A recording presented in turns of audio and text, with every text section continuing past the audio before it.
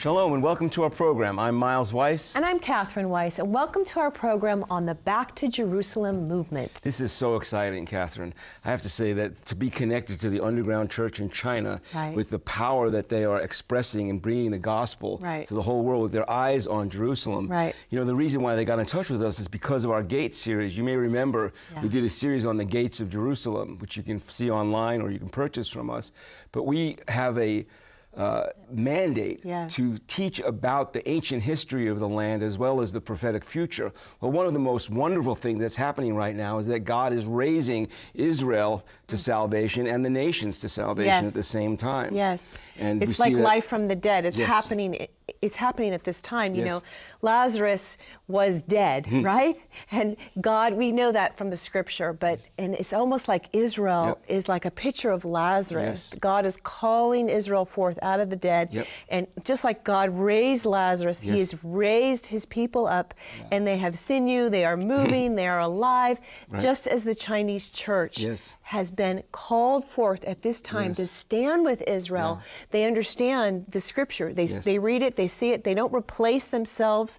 They don't take out, they just say, this is what it says, and we're going to fulfill it. And that's what they're doing. And so they've been since the early 20th century, as Israel was also getting ready to be reborn, the Chinese church was born with a new generation of believers with their eyes on the 1040 window, which, as you know, is that area between the 10th parallel and the 40th parallel on planet Earth that is full of places that are unreached by the gospel. And so the Chinese have been looking at placing people in those areas, bringing the gospel with their eyes on the Muslims in the Middle East, and now getting ready to bring the gospel to the Jewish people as well. It's an incredible story.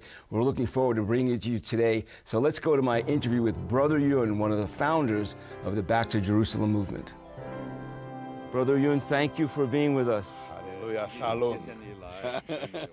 So there's really been a parallel track between the restoration of Israel and the awakening of the Chinese church, the importance of Israel. So in 1948, when there was the previous, before revolution generation of Back to Jerusalem missionaries, when they received the calling from God to go to this whole region between China, between the walls, they were all arrested in 1948 and thrown to labor camps and prisons. And among those who were arrested and thrown to the prison camps, many of them, they paid the price with their lives for their obedience to the vision. And one of the leaders, his call was Simon Chow. When I was released from the prison in late 1980s, and I happened to be conducting a pastoral meeting somewhere in China, and I was there singing the ancient Back to Jerusalem hymn. Suddenly, I met this brother who happened to be the author of the song I was singing.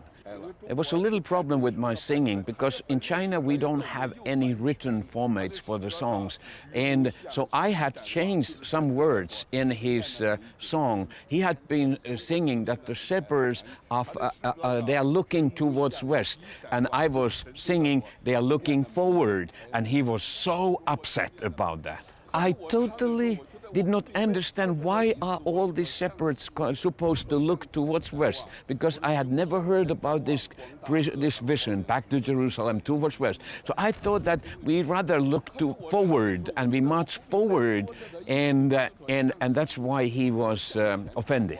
And as I was singing, people were really moved and touched by that long song. And towards the end, I saw this old brother coming straight towards me, and he came almost to my face and he said, "You have gone astray." And I said, "What do you mean I'm gone astray? I just came out from the prison where I have gone astray."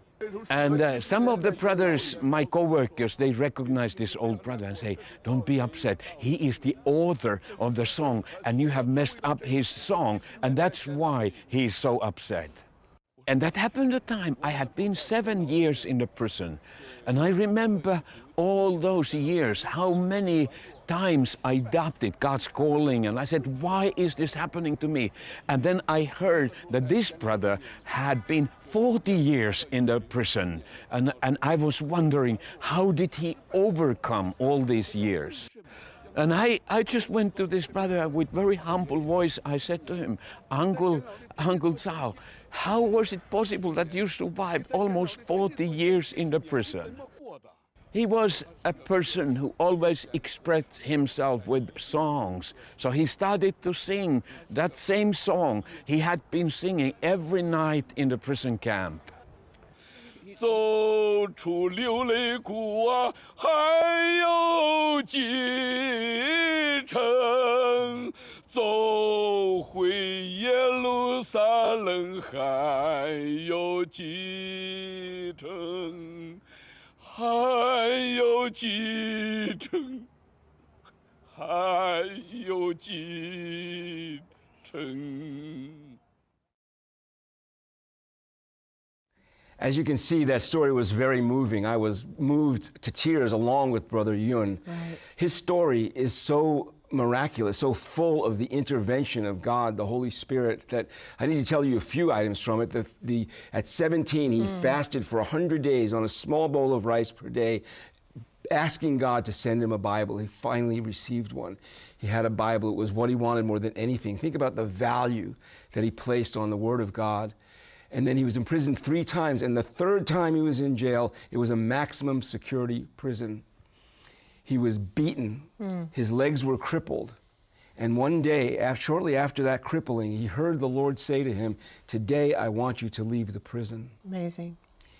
And he got up and he walked out unseen by the guards in this maximum security prison. Right. And it wasn't until later, when he was far away from the prison, having walked out, that he realized that his legs were healed as well. Absolutely. Supernatural intervention that God gave to Brother Young. And it reminds me of Acts 16, you know, Paul and Silas, they're in prison, the exact same thing, being tortured, being beaten. But God says, look up and release my praise, release my worship, and I will do a miracle. Well, the ground shook there, but God used him. He is the God of miracles. Yes. And we need to remember that today. Yes, that's good. You know, we're going to go to a section now where we hear Brother Yun tell the story of the composer of that song, who became his spiritual mentor, the relationship that they had, and just the power and the importance of this song to Brother Yun and to the entire movement. So let's go to my interview on the Mount of Olives with Brother Yun. And he started to share about his background. He said, I was just an elder at a Presbyterian church in close to the ocean in eastern China. And I had another name with reference to the ocean. It was part of my name. And he was sharing that one morning when they were gathered in this Bible school in eastern China. They came together to a room and they had a map of the entire territory of China. And suddenly the Holy Spirit came upon them. And the Holy Spirit spoke very clearly, look towards west. The doors towards west are now open for you to go west. And a big part of the vision is the 1040 window, what we call the mission to the Muslims, yes? And the Lord shared very clearly to them that the mission they have is to start from the northeast corner of China and follow the borders towards northwest and join the ancient Silk Road and go through every nation between the Great Wall of China and the Western Wall of Jerusalem, and bring to every people group, every ethnos, every tribe, the living testimony of the gospel of Jesus Christ. You have people going throughout that area using technology and human capital to touch the lives of people. Yeah, that's true. That day when I met with Simon Chow, that was a transformation day of my life.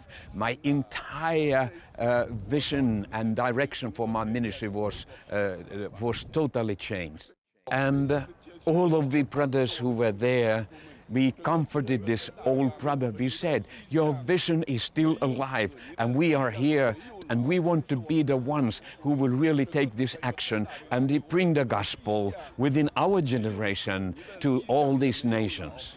And we reminded him, Jesus is still the only resurrected God. He's alive, and he's in us, and we're going to do it. I asked him about, I have heard when he was just newly married and his wife was pregnant when they were both arrested. Did you meet your wife any day after that arrest, what had happened 40 years before?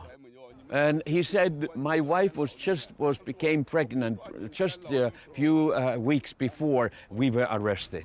And brutally they took her and they threw her to another female prison. Even though she was in another part of the prison camp, and the male and the female part, they have no contact with each other. And during all the years in the prison, he only saw through a window of his cell 2 times his wife, and then she was gone. And it's only many years after he heard the story, how the baby that was born inside the prison, how the baby died. And then later on he learned that his wife also died in the prison. But he only heard her voice saying few words to him 2 times, but they were not together.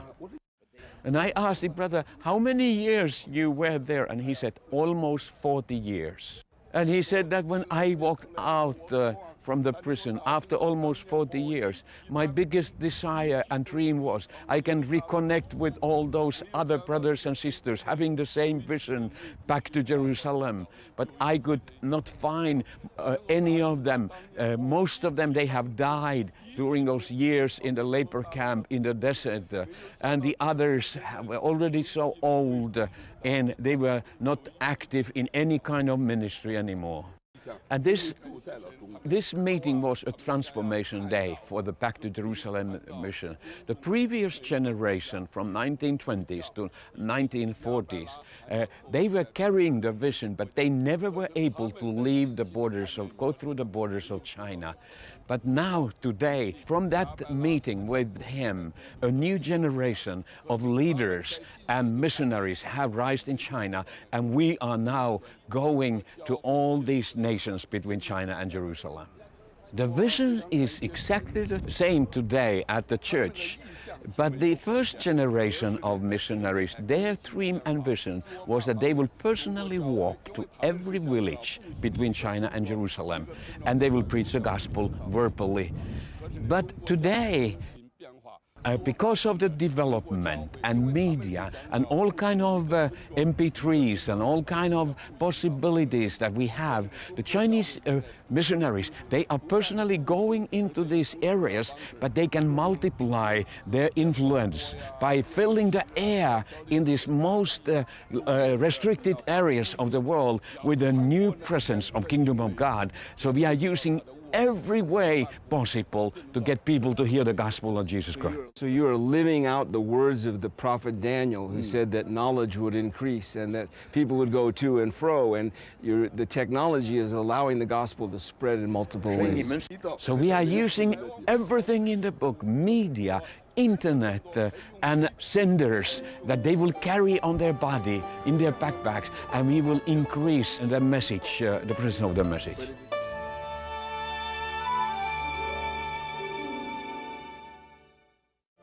You know, we see this coming together of the Chinese church looking towards Israel, being those that are blessing Israel. While there are calls right now to divest from businesses in Israel, the Chinese church and the Chinese country is doing the opposite. They're becoming friends and economic partners with Israel. It is such a delight to be part of this. The way this happened was our Gate series was on, and Brother Yunon and his assistant Eugene saw it.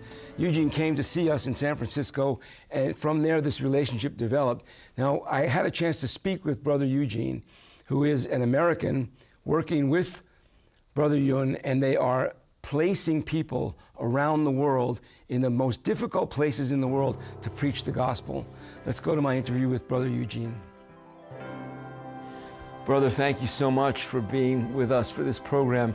I think for many of our viewers, they really don't understand or maybe even haven't heard of the Back to Jerusalem movement. Can you give us a brief explanation and also tell us how you got so intimately connected with this work? It began almost 100 years ago inside of China, where the indigenous Christians, not those that were being influenced by foreign missionaries so much, but this new breed of Christians inside of China, a breed of Christians that didn't know that they were about to suffer persecution under Mao Zedong. They began to get this vision of taking the gospel from China, what they had received in China, and then taking it to the border nations, the nations that are in between China and Jerusalem. And even though they call it back to Jerusalem, the focus is not, getting on a plane, flying from China to Jerusalem and selling knickknacks, on the streets in Jerusalem, but actually going from country to country, village to village, person to person. Wow. That is the main focus between China and Jerusalem. Basically, it's the Great Commission. Right. We call it the Great Commission with Kung Pao flavor. That's good. For our viewers' sake, that's what we know of as the 1040 window and the most unreached area on planet Earth. Speak a little bit about the nations that are involved in who you're touching. Yeah. Well, we often call it the land between the walls. We know that it's called the 1040 window or the Indian Arc. We call it the land between the walls, the land between the Great Wall of China and the Western Wall of Jerusalem. Wow. Because in that window, you have 2/3 of the world's population. 2 out of every 3 people that are born in the world today are born in that region, not in America, not in Europe, in that region.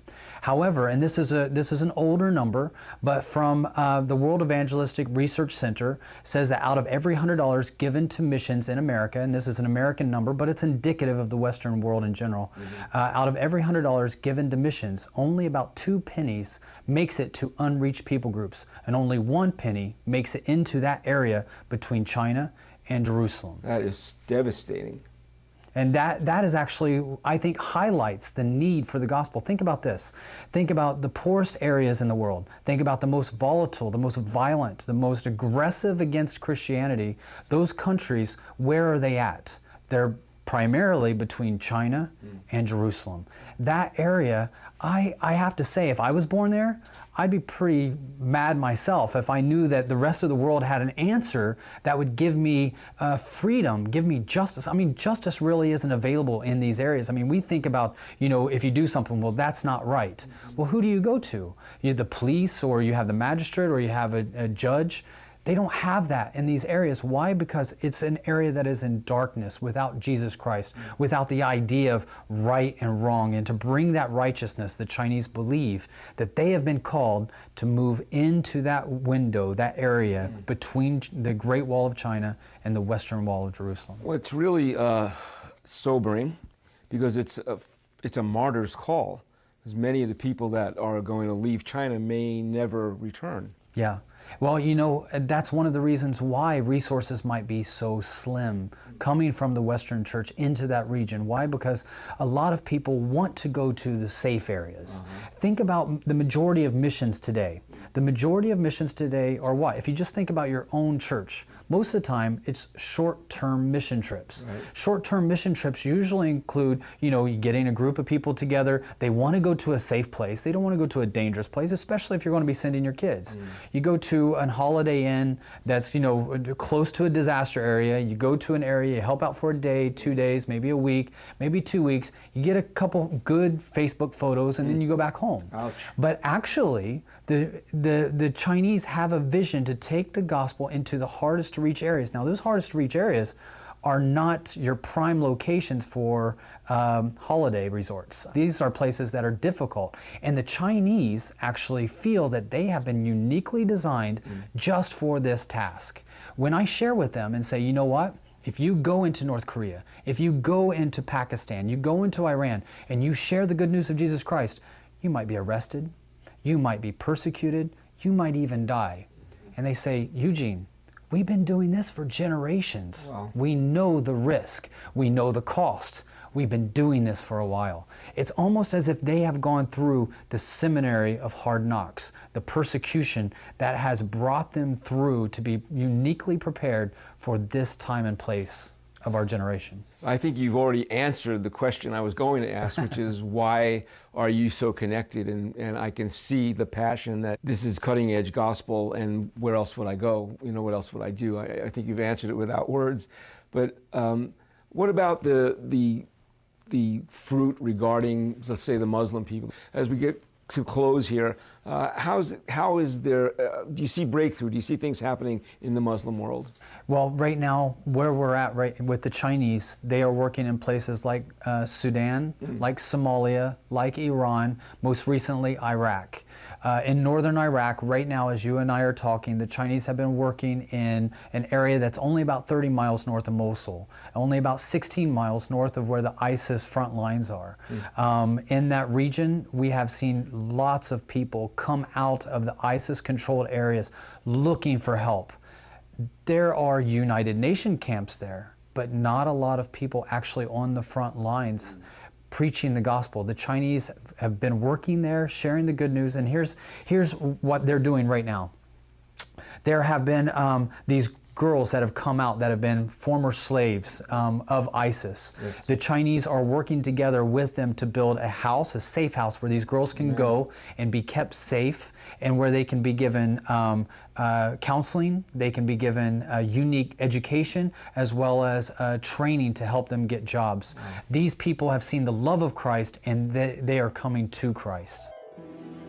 And Lord, right now, I pray for your church in America and pray for your church in Europe, that they will leave behind this comfortable church concentrated work, and they understand they are all called to go out and get the message out to those who never have heard the gospel. And Lord Jesus, I ask for transformation, that these millions of believers of you in America will become truly disciples of you, and they are willing to hear your voice and be obedient to that calling.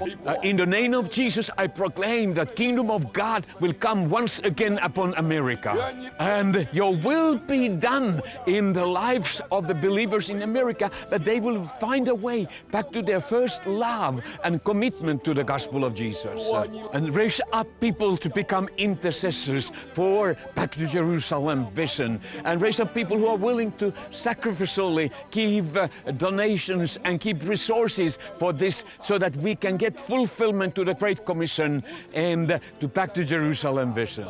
And I pray a special blessing upon this program, so that my brother who is leading this whole ministry and doing these programs, you're going to use him as a messenger for that message you want to share to your body throughout the nations. I pray this in the name of Jesus Christ. Amen. Amen. Amen. Thank you. Hallelujah. Hallelujah.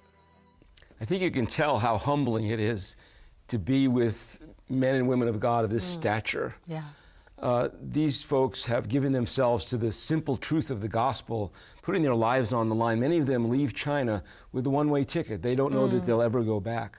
They're going to bring the good news of Yeshua, of Jesus, to the most difficult places in the world. And just to sit with them was such a privilege. It's such an honor. And to ask Brother Yu to pray for America was, we need to be prayed for, and we need to pray into our destiny, our inheritance. We have been one of the greatest mission-sending nations in the world.